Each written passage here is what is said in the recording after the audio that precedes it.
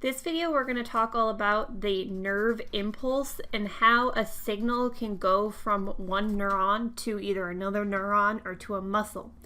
So remember, your neurons consist of these dendrites.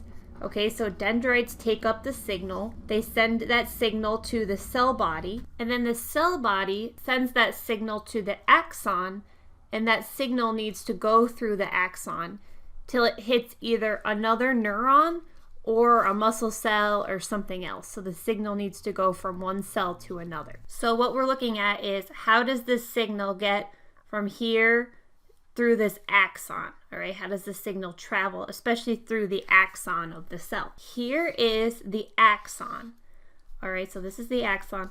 When it's in a resting stage, when it's at rest, there's a really high positive charge outside of the cell, but the inside is negatively charged.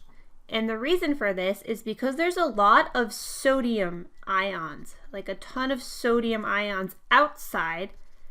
Inside, there's not a lot of sodium, but instead you find potassium, but there's fewer potassium. So the outside has a positive charge, the inside is negative. Now, when a signal is passing through the axon, two things are going to happen. First of all, in the axon, there's these gates, all right, these little channels. So when a nerve impulse happens, the first thing that happens is the sodium gate opens up, and sodium is going to quickly enter the cell. So you're going to start to get a lot of positive charge that builds up quickly in the cell. So first sodium gates open, sodium comes in, followed by potassium gates opening. And when potassium gates open, potassium is going to leave the cell. So sodium comes in and then potassium goes out. When this happens, it creates what's called the action potential. And the action potential is what allows for the signal to pass through the axon.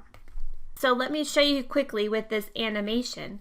You can see at rest there's a lot of sodium outside of the cell, but there's less potassium inside. Okay, so at rest there's more positive charge outside and negative inside. Now, when a signal comes in, the sodium channels open up and sodium can quickly flood into the cell. So you see here, sodium channels open, sodium comes in. All right, once a lot of sodium has entered, the next thing that's going to happen is that area where the sodium channels entered here is going to become positive on the inside of the cell because there's so much sodium coming in. Okay, positive, and you can see the signal passing along through the axon. Now, when there's enough sodium in, the sodium gates are going to shut. There they are shutting.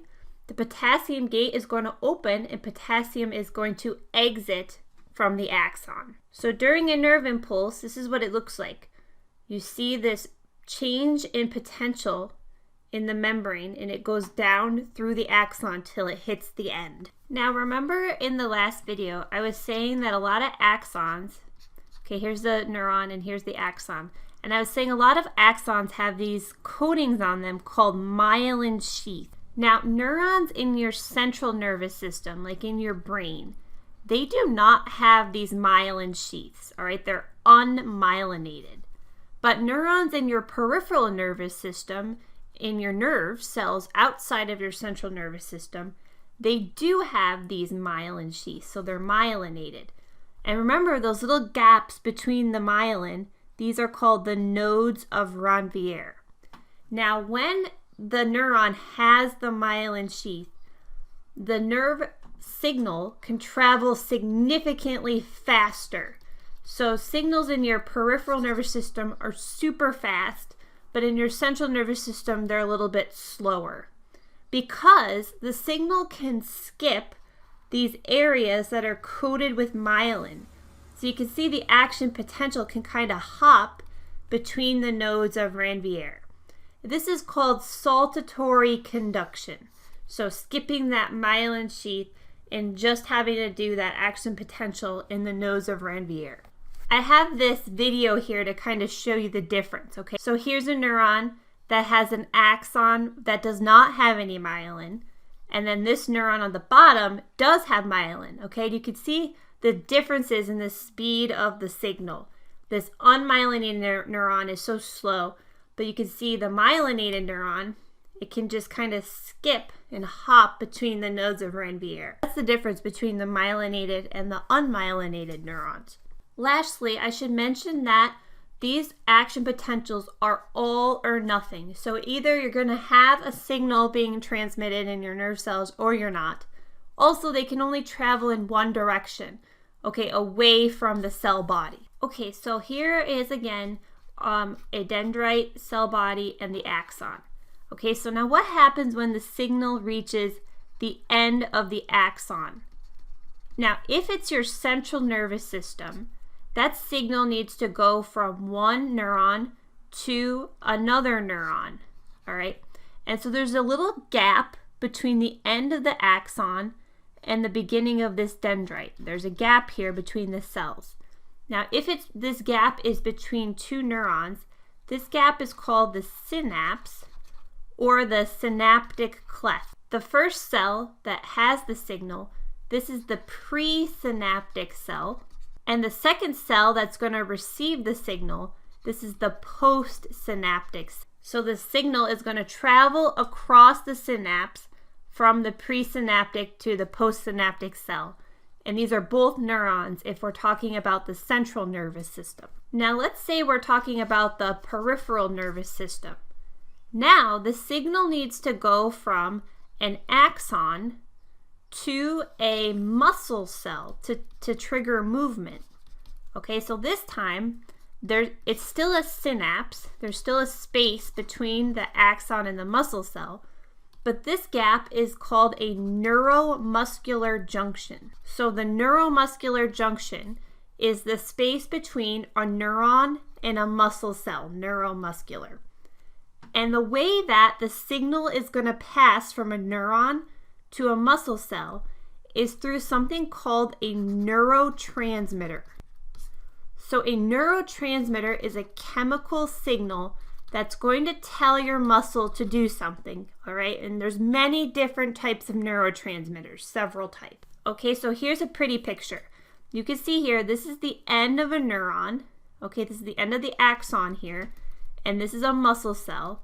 And there's a little space between the muscle cell and the neuron called the synaptic cleft or the neuromuscular junction. Inside of the neuron, there's these little vesicles, and the vesicles contain these little purple things. These little purple things are the neurotransmitter. So the end of the axon is going to release the neurotransmitter.